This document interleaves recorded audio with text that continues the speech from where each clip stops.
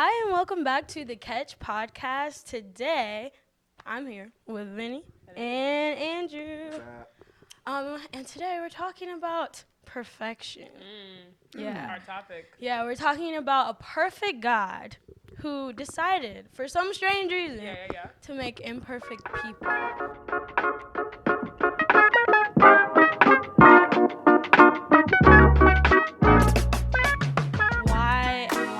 Why do we think that is? What are our thoughts today? It's a hard topic. That is a heavy topic.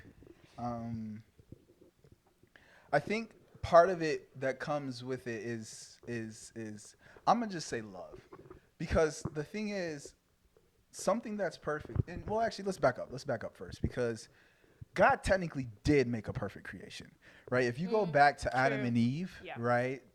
They were made in his image and his likeness, and they were made perfect, right? They were flawless. It wasn't until Satan or Lucifer went from perfection to imperfection, right? And came and deceived Eve that they became imperfect, right? But again, it's all a part of God's plan, because in this imperfection, a certain opportunity arises, right? An opportunity to choose, right?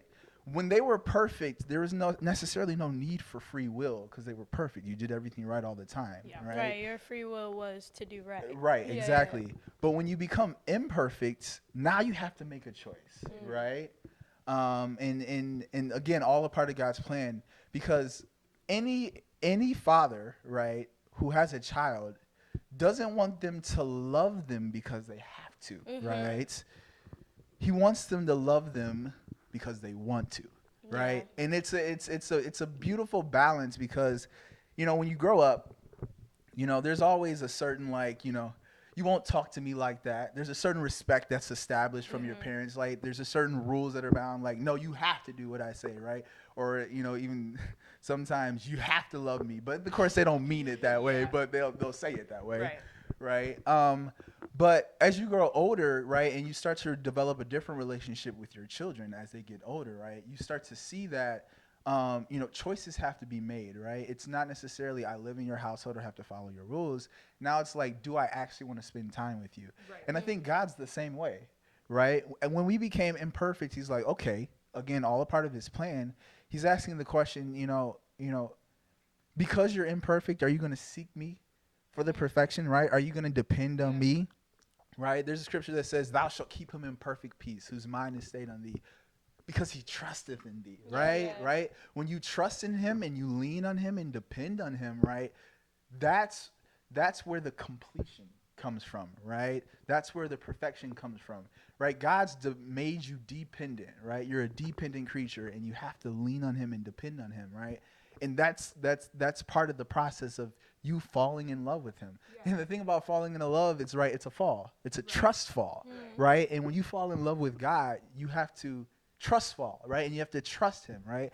And I think that's probably just, like, if I can say, like, the plus to being an imperfect creation, created by someone who is perfect, right? So yeah, that's kind of what I'm thinking. That was really good, Andrew. It's really good. I would say that, of course, along exactly what he said, I feel like it's very interesting when we talk about perfection. That's why, of course, I was like, wow, it's kind of a hard topic, because, of course, we know humans are imperfect, and I think a lot of times we take our imperfection, and we love to be like, oh, yeah, everybody, we all project our emotions onto other things. Yeah. And I don't think we talk about enough how we as people can project our imperfection onto God. And that's why it's so easy to be like, if he really was a God like he says he is, he'd do this for me, he'd do that for me. But it's like, and you think that way because in your imperfection, you project that onto him. You're like, he has to be imperfect because he would give me A, B, and C if he was. But it's like, you have to, when you step into the mind frame of, I serve a perfect God, so in following him, I'm following a perfect will, that's when you begin to really form and become a creature that is trying to be Christ-like. I'm not Christ-like because I'm perfect. I'm Christ-like because I'm following a perfect God. Wow. So that's just, good. I love that. Okay. To challenge your first point. Okay, here we go. Did God ever really make a perfect creation, Okay. because Okay. as the Okay. Bible says, Jesus was slain from the foundation of the world, Right. Mm-hmm. which means that God knew from the foundation of the world that Adam and Eve or somebody would fall, Right. and that sin nature would be introduced into the world. Right. And so it's like God always made us with the ability to be corrupted. Yes. And like I see that. he knew that we were gonna be corrupted. I have something I would like And to say for about what? For what? Yeah. Because I think it's so interesting because we always say that the reason why God gave us free will is because he wanted us to choose him. And Yeah. it's something that Hadassah said earlier when she was like, okay, now I'm forgetting what you said. You said something about choice. About how first if we were perfect, when we were good, all we would choose is good. Right. So it's like, Mhm. at that point, we were kind of like the creatures when we talk about it. It's like, of course they love God. All they know is God. Of course. That they don't have free will, but it's like in our walk, we, of course, made the wrong choice, and now that's ended us up in here, in this earthly form. And I feel like a lot of times people don't talk about the fact that that is what it is, honestly. It's the fact that because we have free will sadly does come with the sin of it all. Yeah. Mm-hmm. I just like when you walk into your free will, it's the fact that you have a choice to do good or to do evil, and it has been humans' natural instinct to want to do evil. That is a very good point, and you bring up a good point. We were always made to become imperfect, right? And we were talking about it before because of external factors, right? When Satan was the external factor, or the serpent was the external factor, right? And when he deceived Eve, right, the free will changes when knowledge is introduced. Yeah. So, like you said, they always had the choice, but if they only knew God, Right. that was only the choice they could make, Right. But then when Satan introduces, you should not surely die, right? Right. This is an information that changes the game. This is an external factor that changes the game and influences what's happening. Now we're getting a creation that is walking in imperfection, right? So I think that's a really good point. Also, I would like to say that I remember, I don't know what I was doing. I might have been in a class. It might have been my English class. And we were talking about what makes a good story. Yes. And we were talking about how a story cannot be plausible. It cannot be interesting if a problem is not faced. They say everything we like to watch, everything we like to read is only what it is because a problem is faced. There cannot be a protagonist if there is not an antagonist. So I think that's why we always talk about, man, so much evil in the world, but if the world was not evil, you'd have nothing to look forward to. Like, true. I know I live in an evil world, and that's why heaven is my home. That's why heaven is the goal, because I know I'm like, I don't want to be here. I don't want to be here. So it's like, in every story, there has to be a problem, and then the solution has to arise in the end. Yeah. No, I got really excited when you brought that up because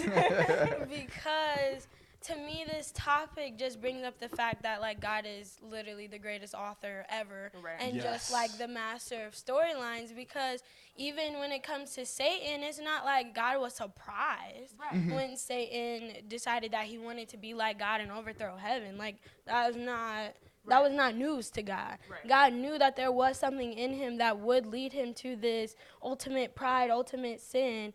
And so it's like, God knew these chain of events before they happened for a plan that is so confusing to me. But it's like he had this ultimate plan to have a ultimately perfect creation because they have gone through this entire cycle of just hurt and sin and separation from him for this ultimate comeback of coming back together in heaven as perfect beings, and just like we could just worship him all day. Like, that's so insane to me.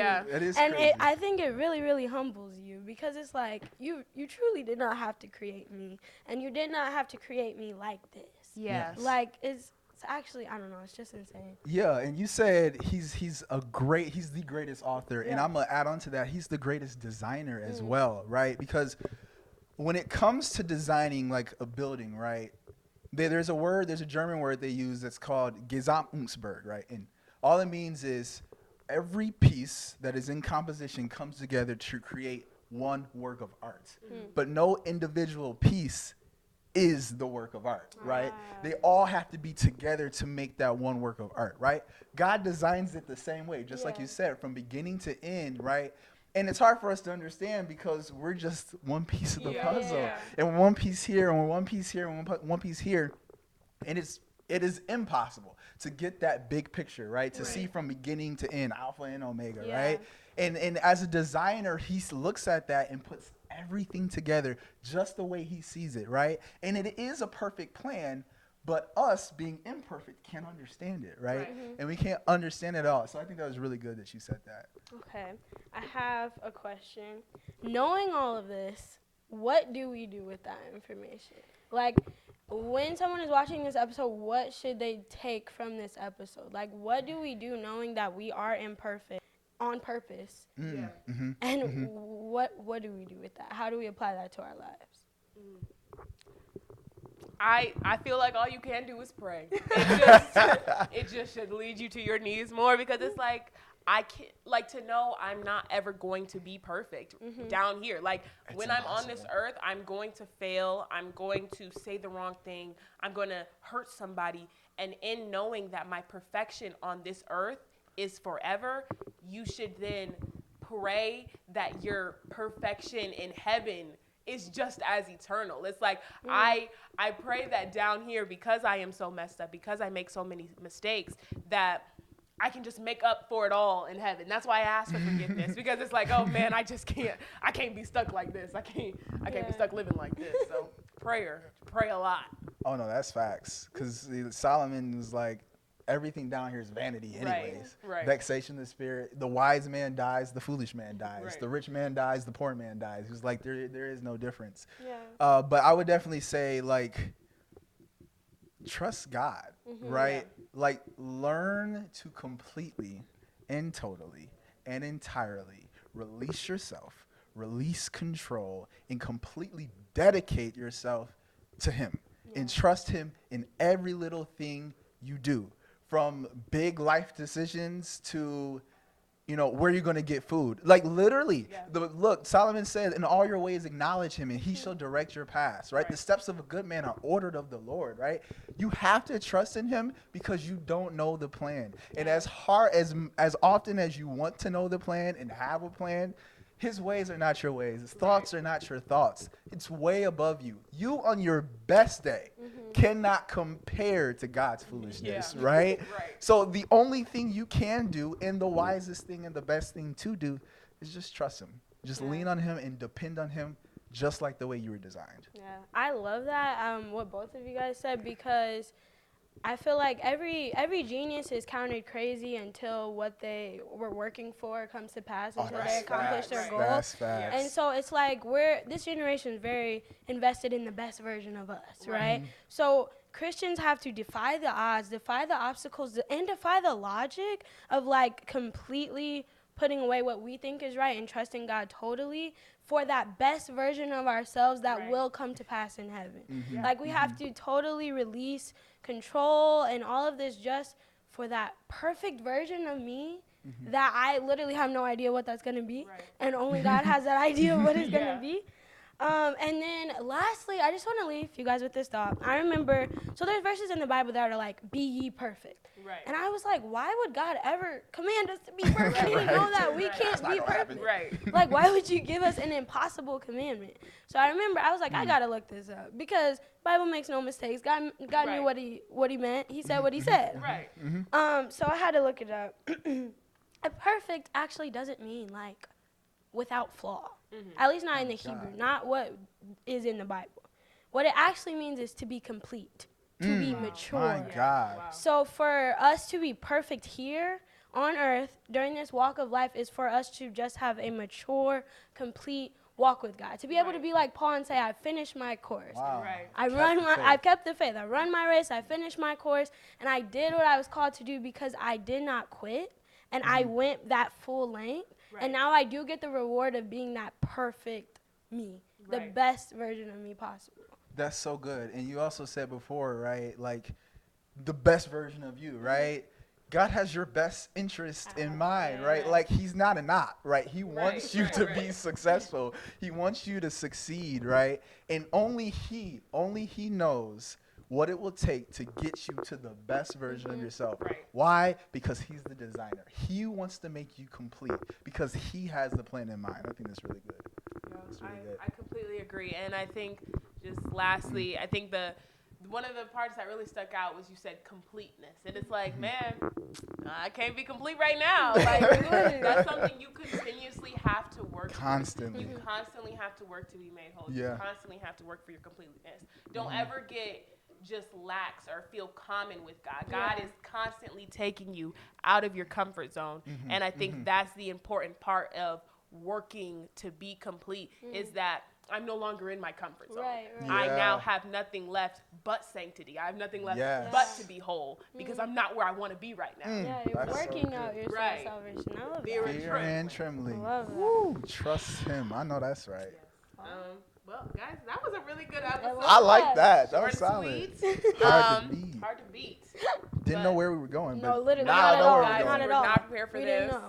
But Complete. here we are. Be complete. We hope that you enjoyed this episode with us. We are so thankful that Andrew was able to join us today.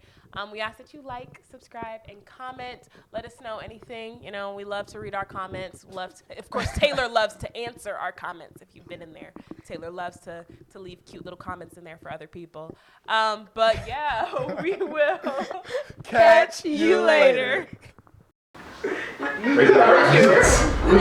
Taylor, we look at all of our stuff. Taylor Green commented.